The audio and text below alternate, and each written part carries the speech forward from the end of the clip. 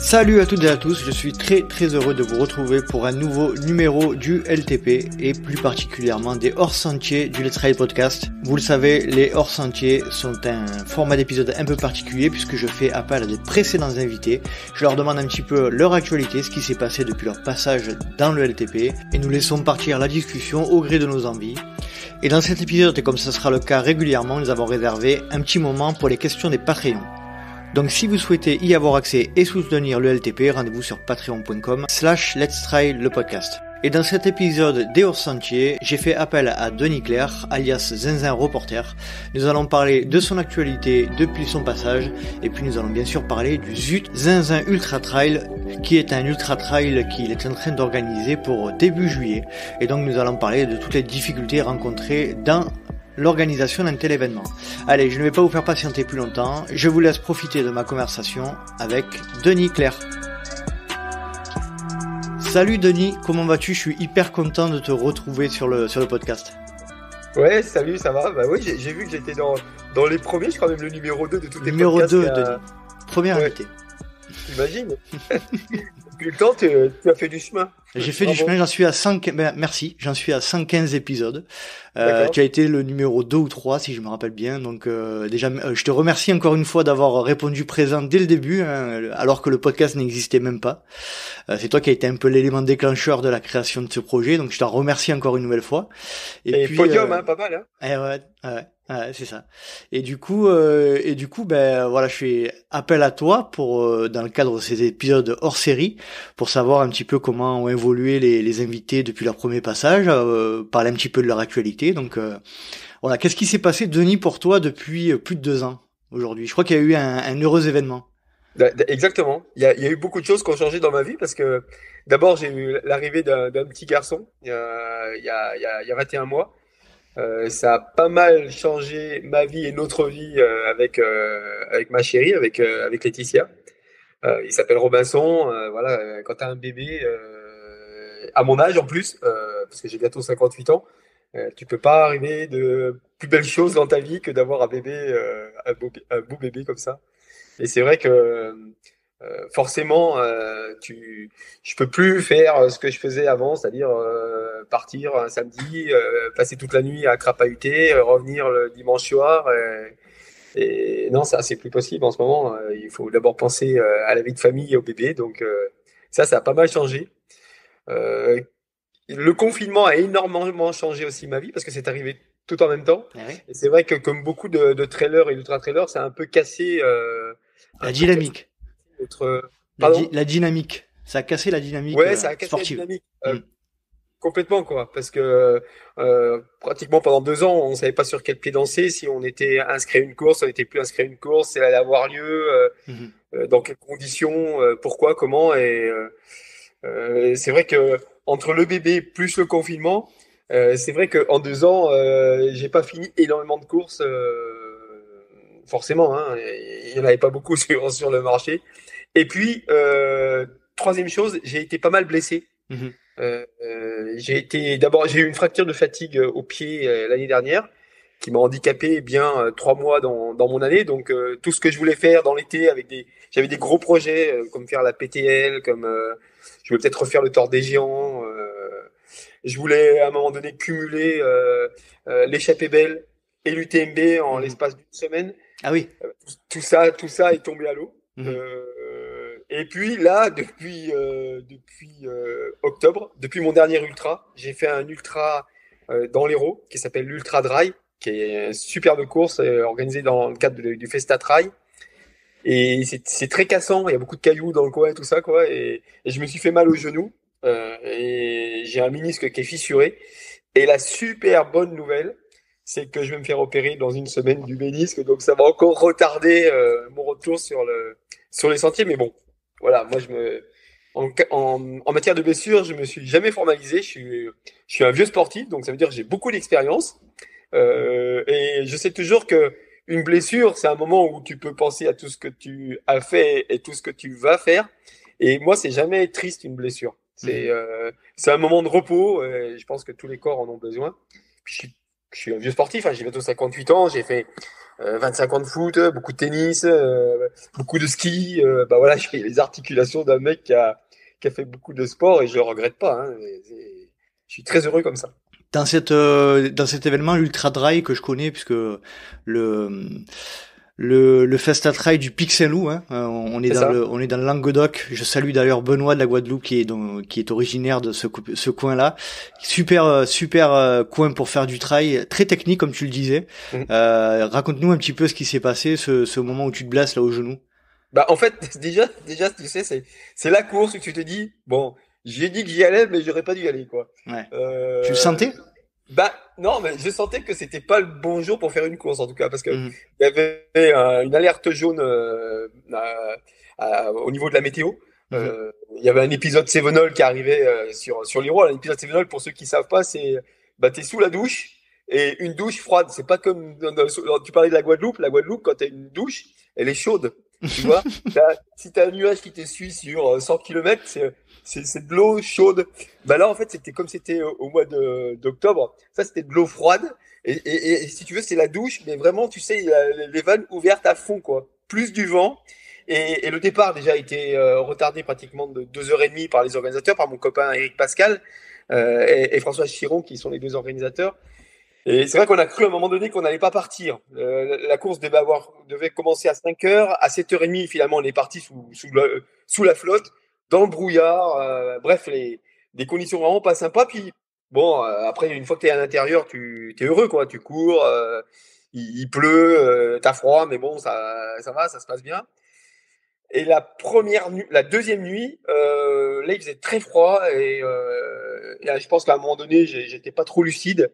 Et voilà, bah, j'ai glissé et je me suis fait un peu mal au genou, mais sur le moment, si tu veux, je me suis pas du tout formalisé sur le truc. Je sais que on peut avoir des petites douleurs comme ça et ça passe. Bah voilà, ça c'était une petite douleur qui est pas passée quoi. Et c'était en pleine nuit. C'est vrai que c'était hyper technique dans la deuxième partie. Il y a notamment une section de 25 km où je crois qu'on faisait du 30 minutes au kilomètre. Ah Enfin, ouais. je sais pas si t'imagines quoi, Ouais, 30 ouais. minutes au kilomètre, Mhm. les Kenyans ils font 10 kilomètres en moins de 30 minutes. Donc on Ça, n'avançait pas du tout. On ouais. était des escargots sous la pluie quoi. Ça faisait combien de temps que t'avais pas couru depuis que tu t'étais pas lancé dans un ultra? Dans un ultra, j'avais fait la 6000D l'été dernier, mais c'est pas un ultra, c'est 70 km. Et le dernier ultra que j'avais fait, bah, c'était l'ultra du bout du cirque, qui est un 100 km qui dépend du Seven Trail. D'ailleurs, Mhm. le Seven Trail, c'est début mars, c'est bientôt dans les Cévennes. Et quand j'avais fait l'ultra du bout du cirque, c'était juste avant le confinement. C'est-à-dire c'est le dernier ultra qui a été organisé avant le premier confinement en mars 2020. Mhm. Donc tu vois, en l'espace de 2 ans, bon, pour moi c'est du jamais vu, parce que ça fait 15 ans que je fais de l'ultra. En règle générale, j'arrive toujours à en caser 3 ou 4 dans l'année. Quoi. Mhm. Et là, en 2020, un seul ultra, 2021, un ultra, 2022, pour l'instant, je suis inscrit sur rien à part la TDS sur l'UTMB. Je ne sais pas Mhm. si je serai en état de le faire, j'espère. Voilà, donc c'est nouveau pour moi. Mais bon, en même temps, ça correspond avec la naissance de mon petit dernier. Et Ouais, tu peux en profiter aussi, c'est ça qui est chouette. voilà, exactement, ouais. Non, c'est cool. Il va bien, Letty va bien, tout le monde va bien. Donc du coup, Tout le c'est monde va bien, de même que mes deux grands. J'ai tes deux deux grands grands enfants aussi, ouais. aussi. Mhm. C'est le grand écart entre mes grands qui ont 24 et 21 ans et mon petit garçon qui a 20 mois. Voilà, c'est chouette. Tout va bien.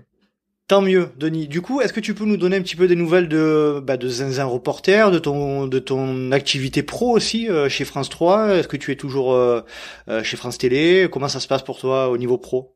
Ouais, je suis toujours journaliste à France Télévisions. Je fais toujours mes chroniques randonnées et découvertes de ma région avec ma petite caméra, avec ma petite GoPro. Et c'est vrai que Dernièrement, j'ai fait des trucs très sympas, comme du ski de rando dans les Pyrénées, de la via ferrata ou de la spéléologie dans les Cévennes. Notamment, j'ai fait un gouffre qui est très beau sur le Larzac. Et puis, je continue mes petites rando. Je me suis mis, à cause de mon genou, je me suis mis au gravel. Au gravel, j'ai vu, ouais. J'ai Ouais. vu que tu t'étais mis au gravel, ouais. Au Et gravel, pour ceux qui savent pas, c'est un mix entre le vélo de route et le VTT, quoi, en fait. Hein. c'est ça, exactement. Et moi, je pensais qu'il n'y avait pas la place entre le VTT Mm. et le vélo de route. J'aime pas le vélo de route. Mm. Ça, j'ai jamais aimé, j'aime pas, je suis pas fait pour ça. Et je m'ennuie beaucoup sur un vélo. Mais je comprends qu'il y en a qui adorent ça, mais moi, je suis pas fan du tout. Surtout à cause de la circulation. Enfin, ça me plaît pas trop. Et moi, je faisais pas mal de VTT. Et je pensais pas qu'il y avait quelque chose entre le VTT et le vélo de route. Et en fait, il y a vraiment quelque chose qui s'appelle le gravel. Et c'est un vélo de route qui te permet, si tu veux faire un peu de route, bah t'es pas comme sur un VTT. Quand tu es sur un VTT, tu vois un morceau de route, tu dis oh non, pourquoi de la route? Alors qu'avec un gravel, tu es sur ton goudron, ça se passe bien. Et dès que tu vois un beau chemin, eh ben, tu le prends, alors que tu pourrais pas le prendre avec un vélo de route. D'accord. Et du coup, avec mon gravel, je peux faire des plus grands tours autour de chez moi. J'ai des très très beaux chemins.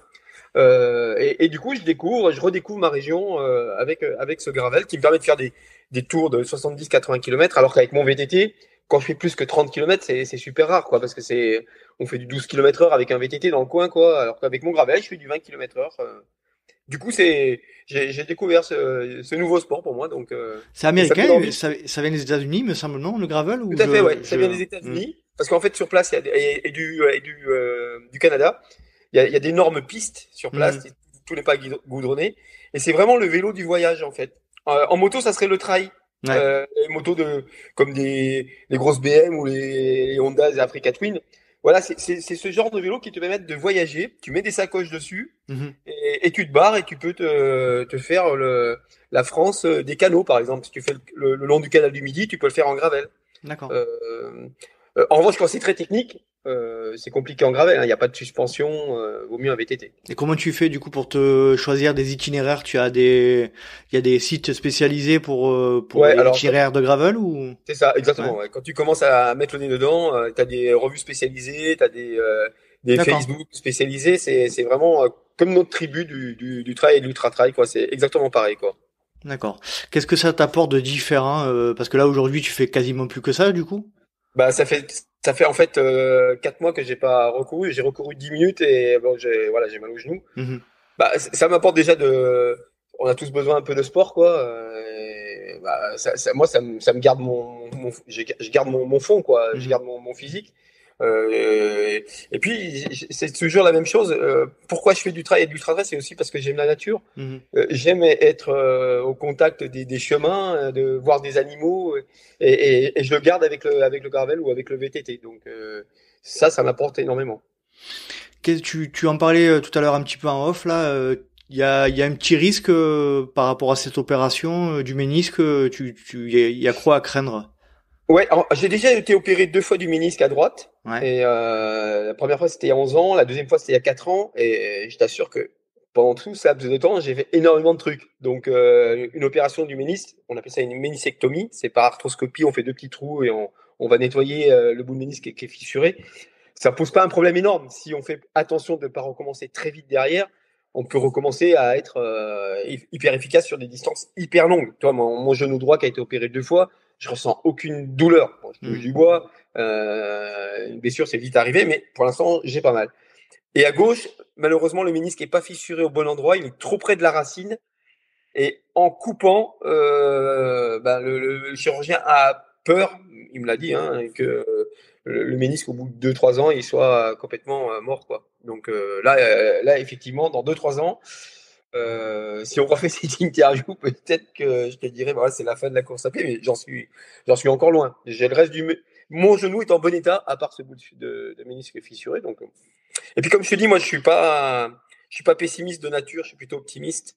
Et voilà. Dans toute chose, tu vois l'apport que ça peut amener quoi, le côté positif des choses. Exactement, ouais. Et puis je ne suis je vois tout le temps la bouteille à moitié pleine, tu vois. Mhm. Et je serais pas dépressif si je peux plus courir. J'allais te poser, Mais Hmm. J'allais te poser la question, dans quelle mesure le trail vraiment à proprement parler et l'ultra te manque? Alors, ça fait pas très longtemps non plus que que tu t'es pas tu t'es pas engagé sur des épreuves d'ultra, mais le fait de courir, d'aller dans tes sentiers, ça te manque à quel point?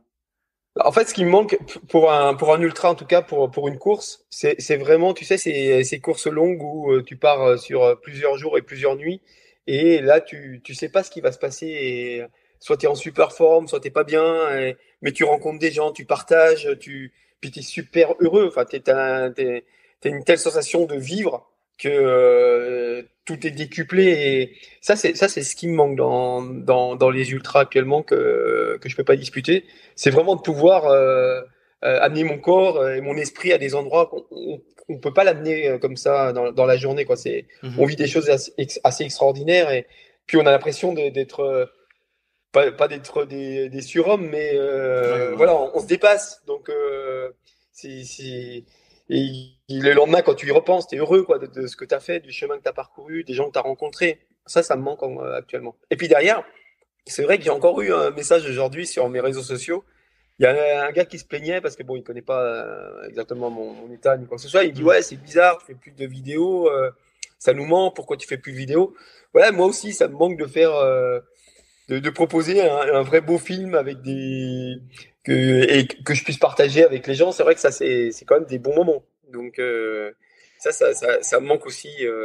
Mais bon, c'est vrai que comme dans le cadre de mon boulot, j'ai tout le temps la GoPro à la main également. Mhm. C'est vrai que semaine après semaine, je produis des films pour France 3, mais c'est pas pour Zaza Reporter. Ouais, ça me manque.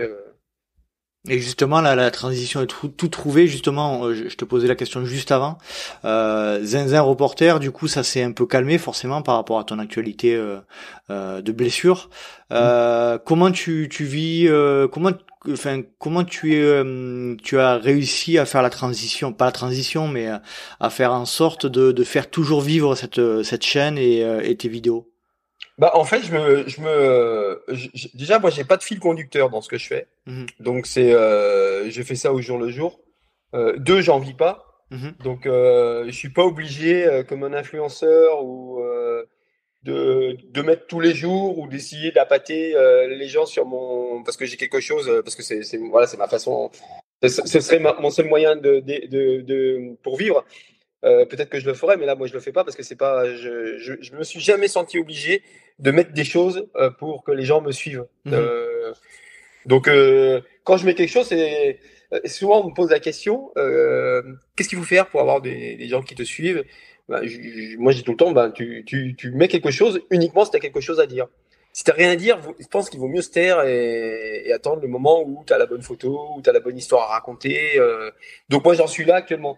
Quand j'ai une bonne histoire à raconter, je la raconte, que ce soit sur une sortie en VTT ou en gravel, ou avec mon fiston sur une poussette, enfin voilà, ou avec mon chat. Enfin, je me force pas à raconter une Mhm. histoire actuellement, quoi. Donc en ce moment, c'est vrai que si quelqu'un qui me suit depuis longtemps, il a certainement un peu moins de nouvelles de ce que je fais. Et justement, comment tu vois là, il y a eu beaucoup de projets ces dernières années, notamment YouTube, hein, qui se sont clairement et directement inspirés de ton travail sur les vidéos des ultras, etc. Comment tu vois cette multiplicité de projets qui ressemblent un peu au tien, Denis? Ben, en fait, je veux pas être ni méchant. Tu m'avais déjà dit, tu regardais pas trop. Ouais, ben, je regarde pas plus. Je regarde pas plus. Je suis pas le bon personnage pour. Ouais. C'est drôle, hein, parce que euh, c'est comme si un réalisateur te disait, bah, je vais pas au cinéma, je regarde pas les films des autres. Mais j'en suis là, c'est-à-dire que c'est pas parce que j'ai fait le tour de l'histoire, c'est pas parce que j'ai pas envie de regarder ce que font les autres. C'est juste que j'y trouve pas et l'intérêt et le temps de d'y aller, quoi. Et puis.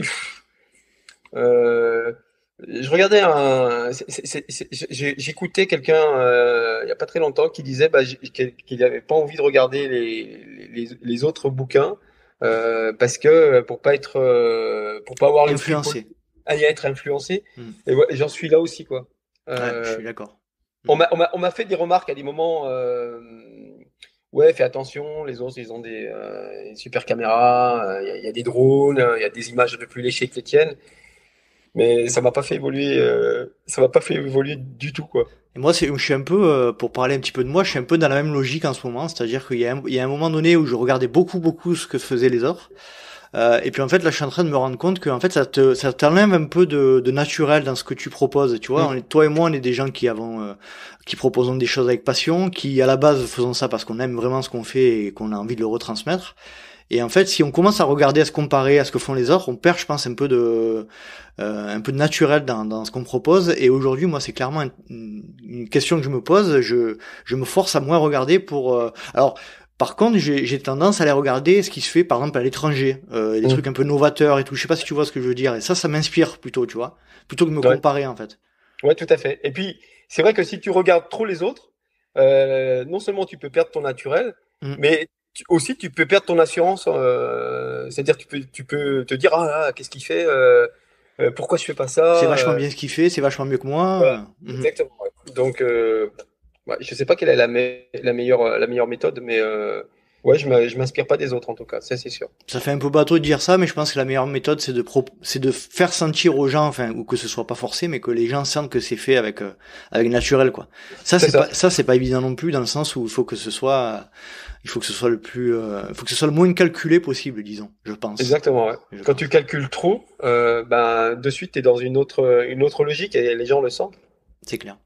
Justement, puisqu'on parle de passion, tu es à l'origine. Alors, tu vas nous expliquer un peu plus en détail comment ça s'est passé, la genèse de ce projet. Mais tu es à l'origine, il me semble, du projet qui s'appelle ZUT, le Zinzin Mhm. Ultra Trail. Est-ce que tu Ouais, peux nous décrire en quelques mots l'événement et puis nous donner un petit peu le début de l'histoire? d'accord. Alors, excuse-moi, j'ai une rhinopharyngite depuis un Il mois. y a pas de souci. Je parle pas, Un mais j'ai pas le mois? Covid. Ça fait un mois que je tousse. Bon. Euh, en fait, ce qui est assez drôle, c'est que moi, j'étais vraiment pas pour l'idée au départ de faire un ultra trail qui porte mon surnom. J'étais même contre l'idée de faire un zinzin ultra trail parce que on me faisait remarquer il y a pas très longtemps qu'il y a deux mecs qui ont eu l'outrecuidance de faire des trails à leur nom, c'est Kylian Jornet et Zinzin. Parce que tu vois, il y a la Kylian J'avais Jornet, j'avais pas fait, ouais, effectivement. la Kylian classique et le Zinzin ultra trail. Bon, et bon, après on m'a dit un jour que j'étais le Kylian du peuple. Alors bon, pourquoi pas quoi. Mais Non, c'est c'est vrai pas que faux. c'est ça. Et en fait, c'était une soirée d'anniversaire de ma chérie, de Laetitia, il y a 2 ans et demi. Et j'étais avec mes deux amis, avec Ludovic Trabuchet, qui est journaliste au Midi Libre, avec qui Le j'ai fait fameux plein de Ludo, cours. Le Ludo, fameux, le fameux Montbichon. ton bichon. Ouais. Et puis Pierre Toussaint, qui est un organisateur de trail, avec qui j'ai couru l'UTMB en 2008. Enfin voilà, c'est un vieux copain. On habitait dans le même village à Sommières il y a une quinzaine d'années. Et Pierre qui organisait des trails, et puis bon là on est un peu bu et il y a quelqu'un qui a dit ouais on devrait faire un ultra zinzin ultra trail, puis on a tout de suite vu que ça faisait zut, et à partir de là voilà c'était parti, voilà, on va faire le zut, Il et n'en fallait pas plus pour te convaincre, c'est ça? voilà c'est ça. Et derrière derrière il a fallu trouver le parcours, parce que moi j'avais plusieurs idées de parcours, mais soit c'était déjà fait, soit le lieu était déjà parcouru par plusieurs fois par pas mal de courses. Et on s'est dit, mais pourquoi pas la Lozère, le Cosméjean, parce que c'est un endroit où moi je vais tout le temps. J'adore c'est pour ceux qui connaissent pas, c'est un plateau calcaire qui se trouve en Lozère, donc c'est l'endroit le moins peuplé de France. Et c'est comme une île au milieu de la terre, parce que c'est un cause calcaire qui est entouré d'un côté par les gorges de la Jonte et de l'autre côté par les gorges du Tarn. Et quand tu es au-dessus, tu as l'impression d'être en Mongolie ou sur les steppes en Russie. C'est juste incroyable, des jolies collines ondulées comme ça. Ça monte au plus haut à 1200 mètres d'altitude. Et puis voilà, c'est superbe jonte, c'est superbe gorge. c'est somptueux, quoi. Et j'aime bien les parcours en boucle, tu vois, comme l'UTMB, tu pars d'un endroit, tu finis à un endroit, voilà. Et on s'est dit pourquoi on ferait pas un... Ça, c'était au bout de quelques mois de réflexion, hein. Ça s'est Ouais. pas fait en un jour. Et on s'est dit oui, bah, pourquoi pas, quoi. À part que le gros problème, c'est que le Causse Major se situe en cœur de parc du parc national des Cévennes. Mhm. Alors, pour ceux qui connaissent pas les parcs nationaux, il y en a 7 en France et c'est des endroits vraiment, c'est vraiment des sanctuaires où bah, on peut pas faire ce qu'on veut. Par exemple, on peut pas faire des courses de nuit dans les parcs. Mhm. C'est juste impossible, quoi.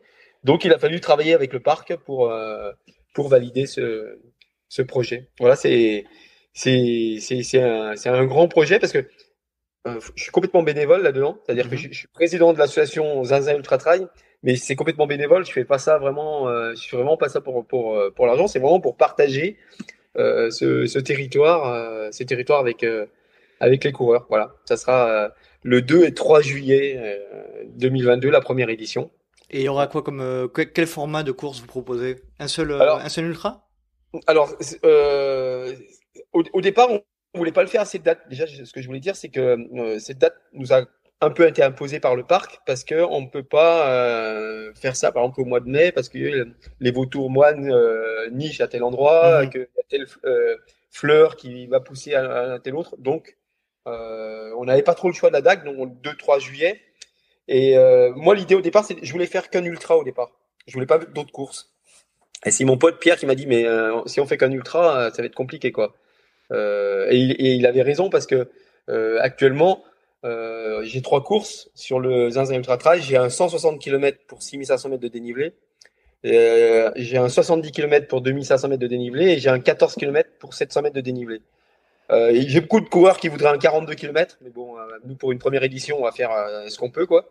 Et un 160 km début juillet, c'est pas facile. C'est-à-dire que souvent les coureurs, ils préfèrent un ultra, et moi d'ailleurs j'étais comme ça, je préfère un ultra fin août Mhm. plutôt que début juillet, parce que bon, faut se préparer pour faire 160 km, c'est pas si simple, quoi.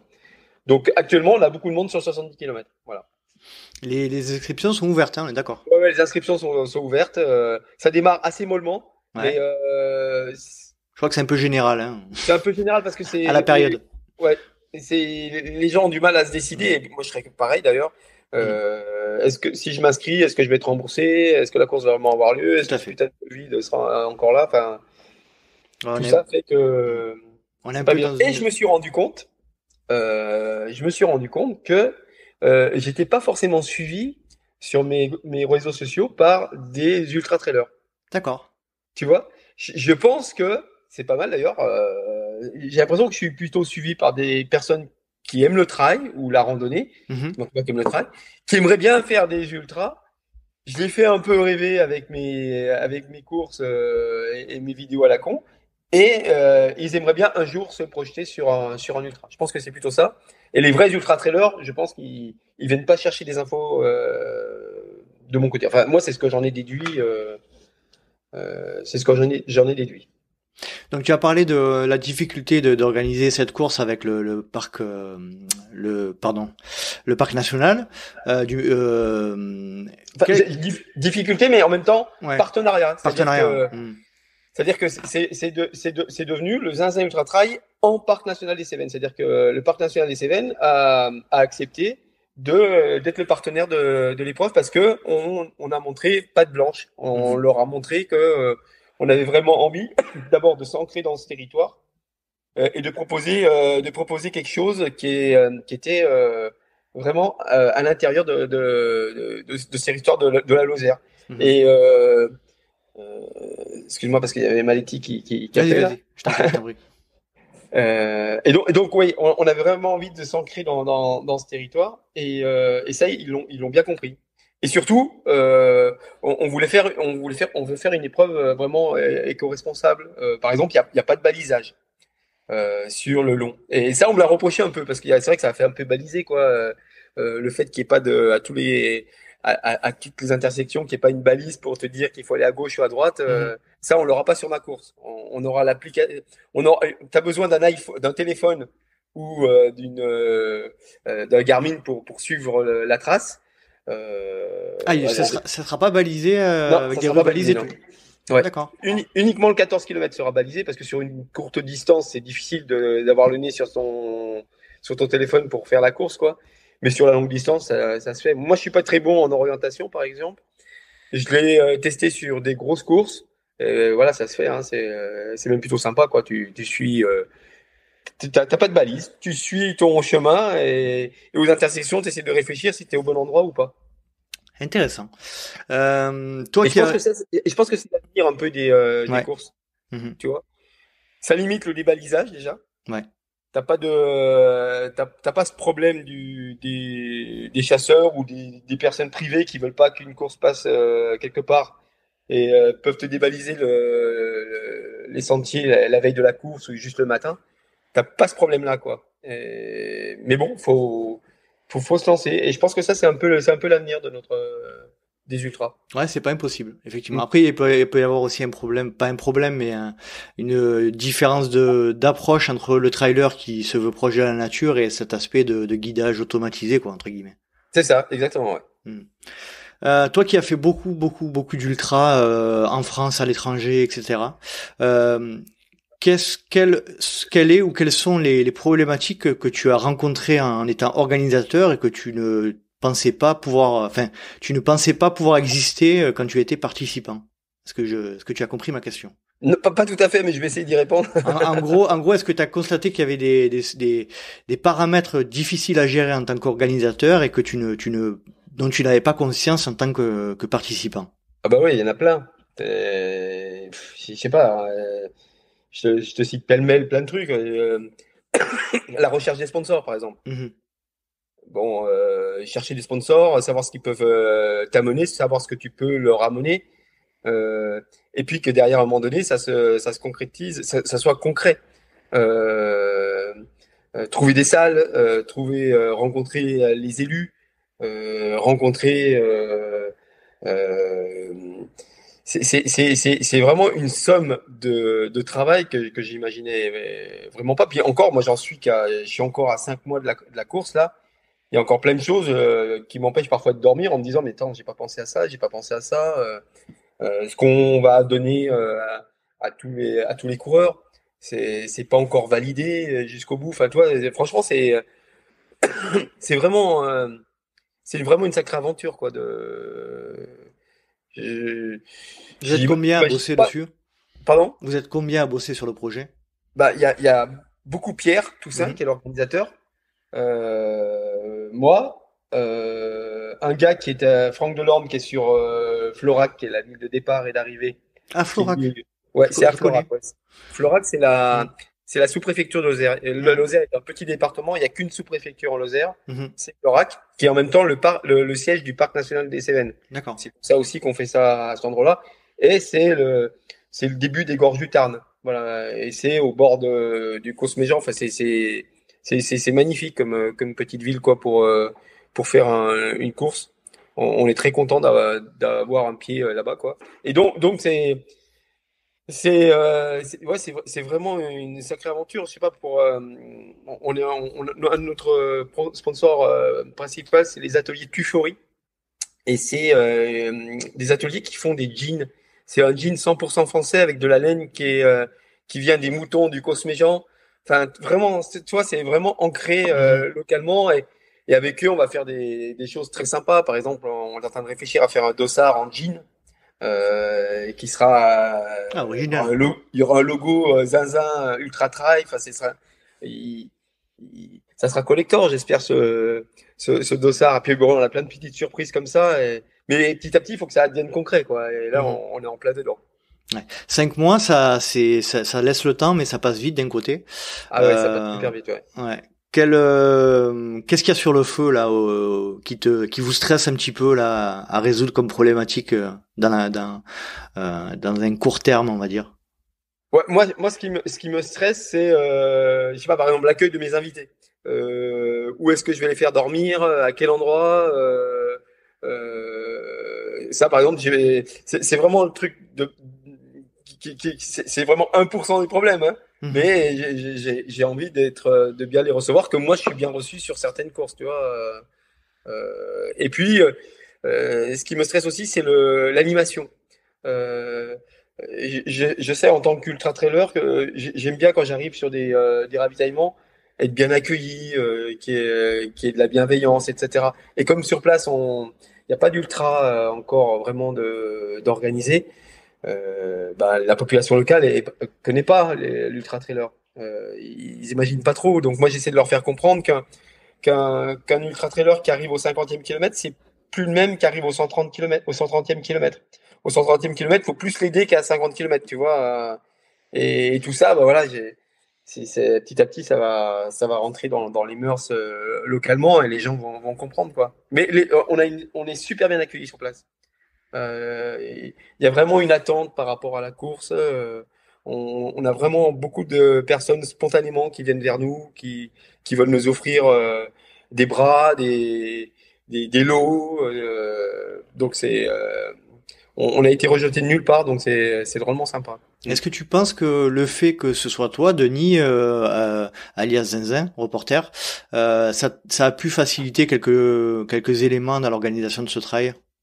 Je vais pas te dire non parce que ça serait mentir. Les gens me voient à la télévision et donc ils sont contents de me voir. Enfin, je sais pas, je te donne juste un exemple. Le Cosméjean, c'est vraiment l'endroit le plus désertique de France. C'est au niveau habitants au kilomètre carré, c'est vraiment il y a pratiquement personne, hein. Il y a plus de moutons que d'habitants, beaucoup plus. Et à un moment donné, on arrive dans une ferme qui est complètement isolée pour savoir si on pouvait passer dans le coin, quoi. Et le gars qui sort. C'est un fermier du Cosméjean, quoi. Quand il m'a vu, t'as l'impression qu'il avait vu pas le Christ, mais il voyait quelqu'un de connu, quoi. Enfin, tu vois, il était content, super content de voir Denis Clerc. Il me connaissait comme Denis Clerc et pas un reporter, lui. Mhm. Et bah voilà, c'est sûr, ça aide. Mais il y a d'autres personnes qui ont dit qu'on avait bénéficié d'aide ou je sais pas quoi.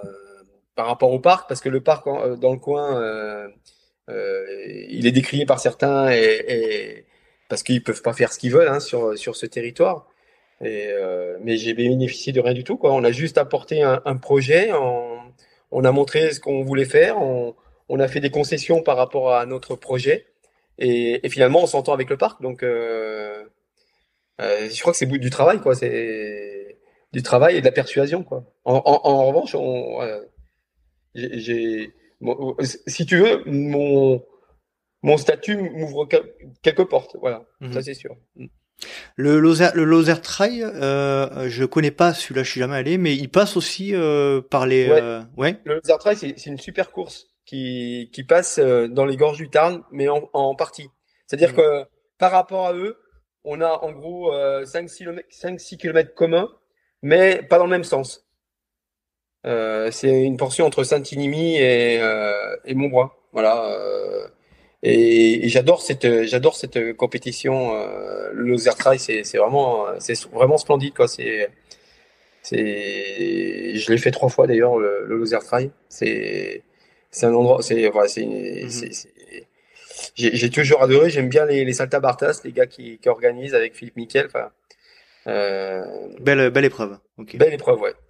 Qu'est-ce que vous espérez pour ce ZUT en termes de d'inscription et surtout une question que je voulais te poser, c'est quelle image tu souhaiterais donner à cette ultra trail, plutôt quelque chose de familial ou plutôt quelque chose qui attire des compétiteurs ou enfin est-ce que tu vois ce que je veux dire? Bah, en fait, quand tu me connais, t'as pratiquement la réponse, Hmm. quoi. Moi, j'ai plus, c'est plus le côté convivial et j'espère que les gens vont adorer l'endroit déjà, tu vois, et qu'ils aimeront qu'on puisse communiquer ensemble, partager, plus que le côté complètement compétiteur, quoi. Mhm. Et peut-être qu'un jour, ça sera un ultra où les compétiteurs voudront se jauger avant l'UTMB mais pour l'instant, c'est pas du tout le cas. Pour l'instant, c'est vraiment c'est plus la découverte d'une belle région que le côté compétition Ouais, pure. Ouais. vous le faites pas avec l'idée que vous souhaiterez un jour que ça soit un événement incontournable du trail en France. Enfin, dans le sens compétition, j'entends. Pour l'instant, non. Mais bon, Mhm. après, je te dis, ça peut s'ouvrir, quoi. Mais pour Mhm. l'instant, non, non, non. Il y a beaucoup trop de concurrence aujourd'hui pour espérer ça. Tu vois, aujourd'hui, tout le monde veut être la course by UTMB, quoi. Enfin, nous, on n'en est pas là du tout, quoi. Déjà faire la première édition, voir comment ça se C'est passe. ça, exactement, ouais. Ouais, c'est exactement ça, quoi. Moi, tu vois, à 5 mois, là, je me dis, ouais, déjà, faut que la première édition ait lieu. Elle aura lieu, hein. Elle aura bien lieu, mais bon. Et après, on verra, quoi. On fera le bilan derrière. Au niveau des chiffres, vous avez des objectifs ou pas? Alors, on aimerait bien, enfin, ça c'était le chiffre de départ, faire 1000 dossards sur toutes les courses comprises, hein, dont à peu près 300 pour l'ultra. Mais pour l'instant, on en est quand même assez loin, quoi. Là, sur l'ultra, on est à 100 à peu près, tu vois, donc il y a encore de la place, quoi. Nous, il n'y a pas de tirage au sort pour l'instant.